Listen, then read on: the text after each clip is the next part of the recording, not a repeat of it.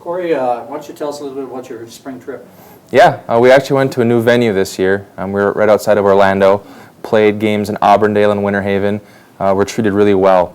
One of the big reasons we moved is because our spring break was later, and the place where we'd gone in the past didn't house college teams, so we had to move. Luckily, we found a place that was loaded with Division III talent. It was the most difficult Florida schedule that we have ever played, and that's not just an opinion, that is a fact. When you look at teams' record, teams that have been to the World Series, teams that have been in NCAA tournaments, and I said if we come back 500, I'd feel pretty good about it as long as we played well, and we came back 5-4, had one game get rained out. And besides one game, I feel that we played very well. And to be honest with you, besides probably 4 or 5 innings, we played well the entire trip. Just a matter of playing some good teams. So feel good about where we are, had some big wins against some good teams. So yeah, we feel pretty good about our trip down to Florida. Who were some of the players who stood out? I know the Colvard kid really did it offensively. Austin Colvard, I mean, we've been putting his name at the top of our lineup since he was a freshman. You know, besides the 6 weeks where he had a broken finger, he's been out there every single day, and that's what he does. I think statistically he's 8th in the country right now in batting average, hitting .511. The kid just gets on base, and then when that gives us a chance to drive him in. And when he does get on base, it's usually a double or a triple, because if he doesn't hit a double, he's going to steal second, or he may even steal third. So having him at the top of our lineup has been key. Middle of our order guys did a good job of getting him in. Thing that I'm probably the most proud of, which could have been considered a question mark going down there, was our pitching staff. Right now, I believe we are 20th in the country in ERA, a 2.8. And against the teams that we've played this year, that's a really good 2.8. So from top to bottom, our staff, from our, the 5 or 6 different starters we ran out there to our bullpen guys, they did a great job. Even the 2 junior varsity games we played that people don't see, those young kids that we throw out there in those games excelled. So what could have been considered a question mark going into this year, how good is our staff going to be, we're now realizing, and they have a lot of work to do still, don't get me wrong, it's going to be one of our strengths. How about the Wood kid? I mean, he's your horse, right? Yep, he is. Yeah, he is, but we don't want to ride him too hard. His last start in Florida, it was delayed due to weather after he had already got warmed up. And we put him out there, and after 3 innings, so while he hadn't given up a run, he was tired. So we took him out just because it was a unique day. But his first day down there, he pitched against a very good Southern Maine team who'd been in the World Series, and we let him down 1 inning defensively where he gave up 4 runs, 3 of which were unearned. He pitched really well. I mean, yeah, the kid was 9-1 last year, beat St. Thomas, so he's definitely a guy that we consider, one of our. I'm very careful to label a number 1 or a number 2 or a 3 or 4 or 5. I believe any guy who takes the mound that day is our best guy. And like I said, in Florida, we showed it. Other seniors, Jordan Rissy, threw 2 great games. Another senior, Gino Stribbing, from Tucson, Arizona, threw really well. Jacob Zube, a junior from St. Michael Albertville, got a spot start and did well. A freshman, Aiden Zern, who threw against Whitewater, did really well. And then I'm mixing bullpen guys like Jake Turner from Duluth East, Joe Gonrowski from Elk River. We have some really good depth that when we play the schedule we play with so many 9-inning games in a week, we need that depth. Corey, the 12 games into the season, you've probably got a pretty good feel about the strengths and the weaknesses of your club at this point. How does this team rank with the other Saints teams that have had good success previously? I will tell you, it is the best 7-5 team we've ever had. I mean, 7-5. We're telling our guys take the record out of it, control what we do each day, let the wins and losses kind of take care of themselves. We feel really good about this team. Has a chance to be one of the best as long as they continue to focus on the process, do what we ask them to do, don't let it get too big in the moment, and just go out there and execute. It's a good mix of senior leadership through a big freshman class, through those middle sophomores and juniors who fill their role.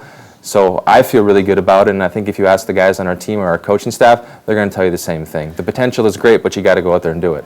Now with the refurbishment of the Wade Stadium, your home field, of course, with the new turf, I mean, that gives you a real advantage to get in these games and give the local fans also the opportunity to see the Saints and the kind of product you put on the field. What is your thoughts about that? I mean, I see that even like this weekend you open against lacrosse if the weather holds. How does that all play into the program? Yeah, it is. I mean, there have been some program changers in our program's history. This now is the latest and greatest one. It's going to help us recruit better student athletes to the college who want to play in that venue on that surface. Last year, for example, we tied a program record and fielded 965. So defensively we're going to be better. We run really well, so the turf helps us be faster. And in the big picture, we're now drawing teams to Duluth, Minnesota that haven't come here before. UW Lacrosse, who finished #2 in the country last year, is scheduled to come here this weekend for games. Stevens Point, who's in the NCAA tournament every single year, they've never been here. They're coming here this year. Bethel University, who won the MIAC last year, is coming up.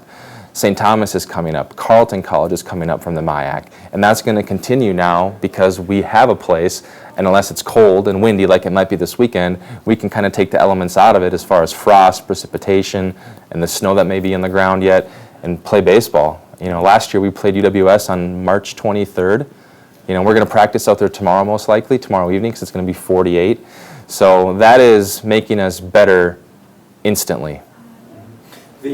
Besides the field, it's tough, of course, to develop top-notch talent in the northern climate with a limited schedule and whatnot. But you've been able to really pull a lot of local kids. What's your thoughts on the local talent in the upper Midwest? Yep. Well, we don't want local kids around this area that are good enough to play for us to leave the area. Now, while I say that, you can be a great baseball player, but we also have to find the right mix. It has to be a good kid, who's a good student, who cares about it, and truly values the opportunity they have here at St. Scholastica. We haven't kept them all here, and the few that left and haven't stuck here, I can be okay with because they weren't great fits here. But you look at Riley and Trevor Bernsdorf, 2 kids from Floodwood, from Meadowlands, Minnesota. When we're on the road, people look at our roster and say, where did you find these 2 kids? Right. So we're pretty lucky to have kids like that. A couple of Duluth East kids who are very talented, and Chris Olson and Jake Turner.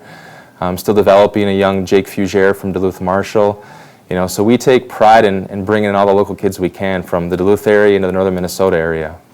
What's your 30-second pitch to prospective recruits and their parents about the St. Scholastica program and the academic excellence and the Benedictine mission? Yep.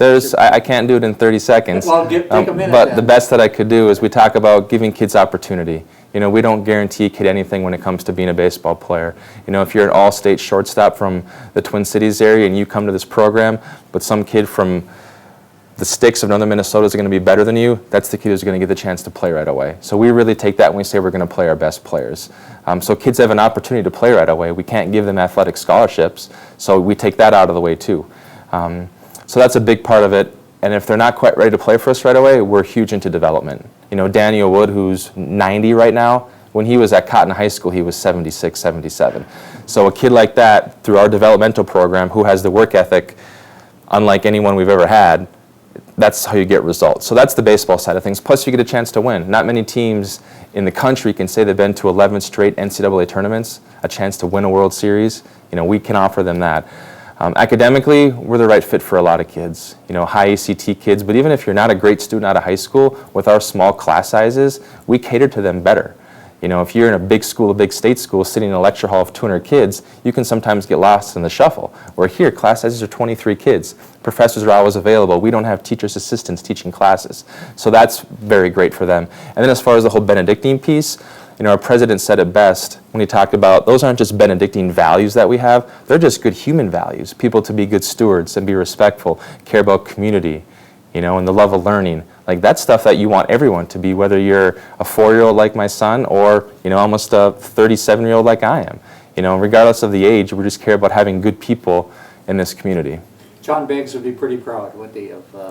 Well, he did a lot for me. He's, I always say, besides my parents, growing up, being a young man, he impacted me more than anybody else in my life, and I think he still does that today through the wisdom that I soaked up from him over all those years as a player for him and then an assistant coach. Good. Well, another strong season ahead for the Saints.